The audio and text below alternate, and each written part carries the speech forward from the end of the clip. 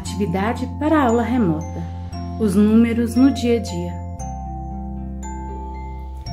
Em uma sala de aula, a professora conversava com as crianças a respeito dos números, onde eles poderiam ser encontrados, e disse a eles que os números no nosso dia a dia podem representar quantidade, medida, ordem e código. E pediu a opinião das crianças, até que uma delas falou: "Professora, nós usamos os números para contar." Outra disse: "Usamos os números para encontrar a casa." "Usamos os números para calcular distância." "Usamos os números para colocar na camisa dos jogadores de futebol." "Usamos os números para marcar as horas." "Usamos os números para ver o tamanho." E a professora concordou. O uso dos números como quantidade.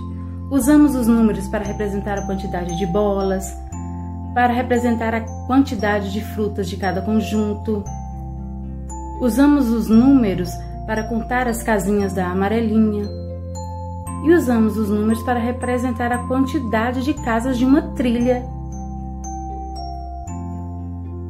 Existe também o uso dos números como medida, para medir a nossa altura, para medir o peso, para medir a capacidade,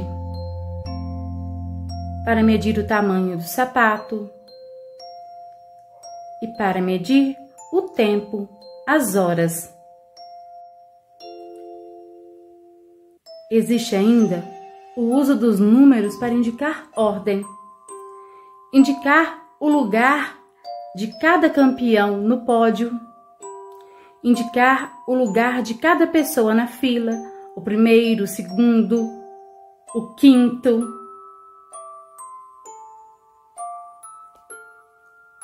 Os números que não expressam quantidade, ordem ou medida são chamados de códigos de identificação. Esse tipo de número pode ter poucos ou muitos algarismos, servem apenas para identificar. São exemplos de códigos de identificação no nosso dia a dia: o número do telefone, número de residências, as senhas de atendimento ou senha bancária, senha de e-mail, as placas de veículos, o código de barra dos produtos que compramos e entre muitos outros. Vamos conhecer cada um deles? O uso dos números como código de identificação. Usamos o número para indicar o CEP, que é o número que representa o endereço. O número do celular é um código de identificação. O itinerário de um ônibus também é código de identificação. O código de barra de um produto. A placa, que indica a BR e a quilometragem. A placa de um veículo. O número de uma casa. E até mesmo o número da camisa do jogador de futebol.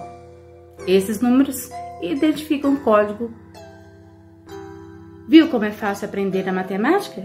A matemática está em todo lugar. Você já se inscreveu no nosso canal? Se você gostou, deixe seu joinha. Ative o sininho para receber mais novidades. Se você acha que esse conteúdo será útil para alguém, compartilhe. Muito obrigada!